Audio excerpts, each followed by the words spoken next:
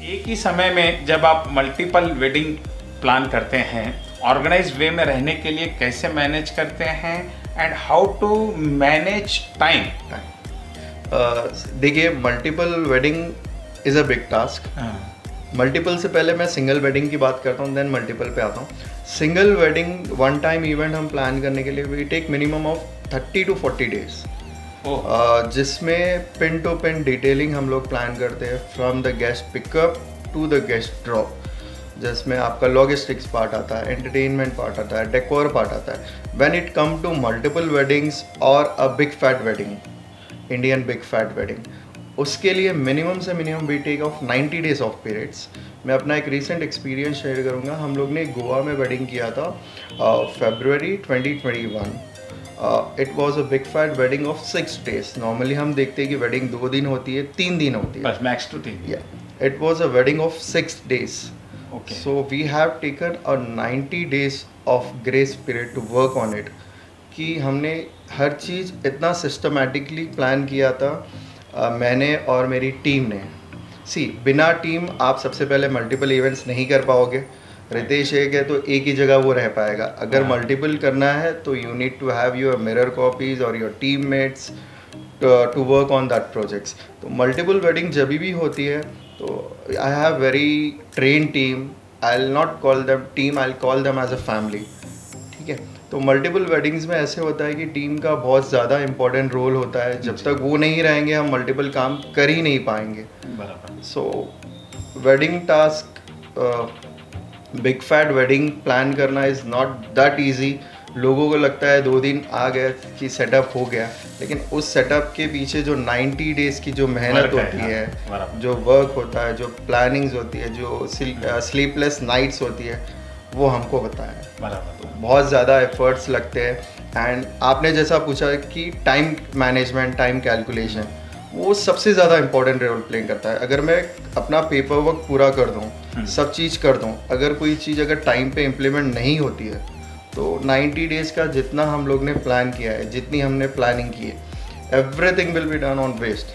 तो time maintenance बहुत ज़्यादा ज़रूरी है और टाइम पे मैं और मेरी टीम बहुत ज़्यादा बिलीव करते हैं।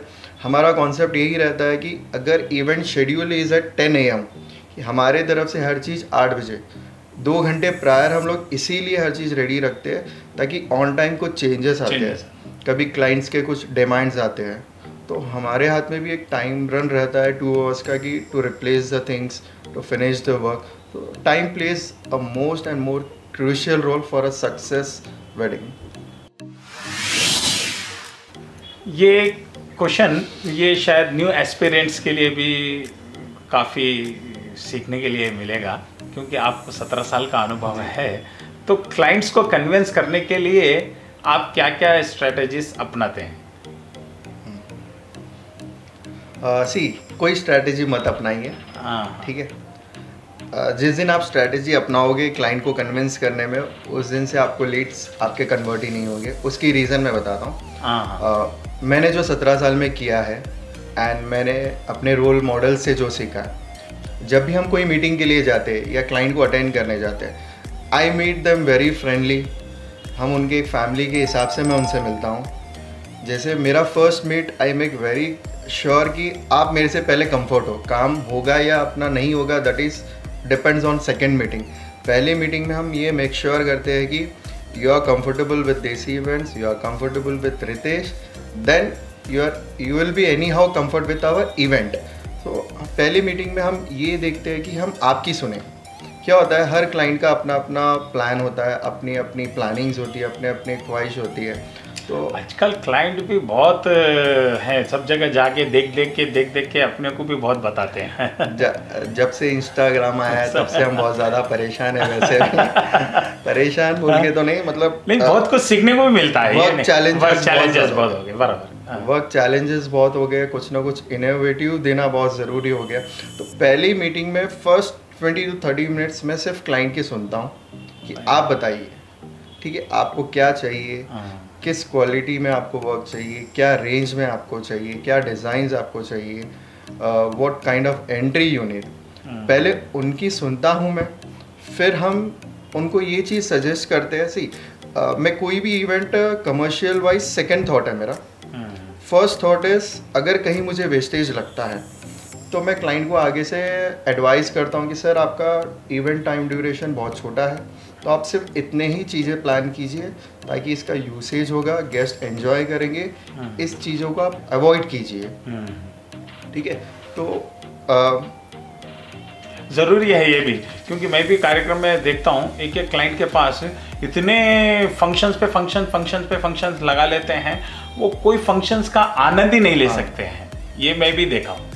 तो सी कैसे होता है, जब तक आपकी और क्लाइंट की एक पर्सनल बॉन्डिंग नहीं बनेगी, एक फ्रेंडशिप रिलेशन नहीं बनेगा, तब तक आपको आपके लीड्स कन्वर्ट होना बहुत ज़्यादा डिफिकल्ट है। और हमारी फील्ड एक ऐसी है कि कोई न्यूज़पेपर या एडवर्टाइज से चलने के नहीं है। Mouth publicity, it's all about mouth publicity. ठीक है, आपने मुझसे इवेंट करवाया and if you are happy with my event part, my service part, आप 100% 10 जगह हमको रेफ़र करोगे। बिल्कुल। उसी चैनल से हमको काम आना है, तो हमको ये मेक श्योर करना है कि हमने जितना कंफर्ट आपको रखा है उतना ही कंफर्ट जिनको आप हमारे लीड्स दे रहे हैं हम उनको भी उतना ही कंफर्ट रखें। तो स्ट्रैटेजी मत अपनाइए, try to be family everywhere. और फैमिली हम लोग वैसे भी बन जाते हैं, क्योंकि एक वेडिंग जैसे मैंने कहा है कि 30-40 डेज़ होती है। 30-40 डेज़ में हम इतने ज़्यादा उनसे क्लोज हो जाते हैं कि इट्स अब लास्ट में तो हमको ऐसा फील होता है कि ये मेरे घर की शादी है। और जब अपने घर में शादी होता है या इवेंट होता है कि हम अपना बेस्ट ही देंगे, क्योंकि वो हमारे घर का इवेंट है।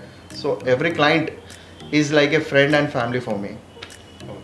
बहुत अच्छी बात कही है कि जो भी आप इवेंट लेते हैं वो एक परिवार के जैसा उस इवेंट को अपनाइए। बहुत अच्छी बात कही है। कोई स्ट्रैटेजीज उसमें यूज़ मत करिए। और एक है कि ये काफ़ी लोगों को भी चैलेंजेस आता है, तो ये जानना चाहेंगे, how do you deal with difficult clients and demanding clients? Difficult and demanding. Where there is a celebration, there is a demand. So पहले मैं बात करूँगा डिफ़िकल्ट क्लाइंट। सी डिफ़िकल्ट नाम की चीज़ मेरे डिक्शनरी में तो नहीं है, ना ही देसी इवेंट की डिक्शनरी में, ना ही टीम की डिक्शनरी में। There is nothing called difficult. अगर आप कोई चीज़ नहीं कर पा रहे हो, दैट्स योर प्रॉब्लम, वो क्लाइंट का प्रॉब्लम नहीं है। सी क्लाइंट जब हमें कोई इवेंट देता है या कोई सर्विस हमसे एक्सपेक्ट करता है, तो हमारा भी एक फ़र्ज़ बनता है कि उस पर हम खरे उतरे। तो there is nothing like difficult. आप चीज़ों को प्री प्लान कीजिए, जो गेस्ट का रिक्वायरमेंट है उस पर आप वर्कआउट कीजिए, आप गेस्ट के टेस्ट को समझिए कि वो एग्जैक्टली क्या चाह रहा है। और अगर एग्जैक्टली आप वो सब चीज़ें करके देते हो तो इट्स नथिंग कॉल्ड डिफ़िकल्ट। और वैसे भी कभी कुछ डिफ़िकल्टीज आती है तो आई एन्जॉय। मतलब डिफ़िकल्ट वाले टाइम पे मेरा दिमाग रावण के जैसा चलता है, 10 सिरों वाला मेरा दिमाग चलता है कि क्लाइंट ने ये 4 डिफ़िकल्टीज मेरे सामने रखी है, तो ये 4 को भी सॉल्व करना is my job. Then only I can call myself as a event manager, वरना ऐसे तो बहुत से लोग मिल जाएंगे जो आपका इवेंट करके दे देंगे। डिफ़िकल्टीज और चैलेंजेस फेस करना पहले से ही मेरा शौक है और आगे भी रहेगा। नेक्स्ट कमिंग टू डिमांड्स तो होने चाहिए। सी जब तक आपके पास क्लाइंट्स के डिमांड नहीं आएंगे तो आपका भी इम्प्रूवमेंट कहीं ना कहीं रुकेगा।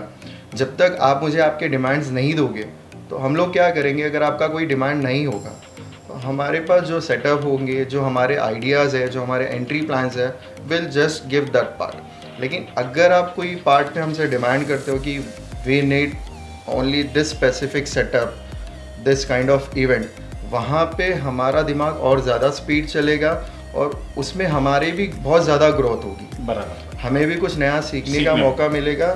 हो सकता है कि उस टाइम पे हमें थोड़ा सा पेशेंस आउट भी हो सकते हैं कभी कभी कि यार हर छोटी छोटी चीज़ पे क्लाइंट हमसे कुछ ना कुछ डिमांड कर रहा है। लेकिन एंड ऑफ द डे जब 2 दिन की वेडिंग ख़त्म होती है, जो लास्ट इवेंट में जब चेकआउट होता है, जो सुकून मिलता है और जो मज़ा आता है कि यार क्लाइंट ने जितना हमसे डिमांड किया था, जितने हमको चैलेंजेस दिए थे, हमने वो सब चीज़ किए।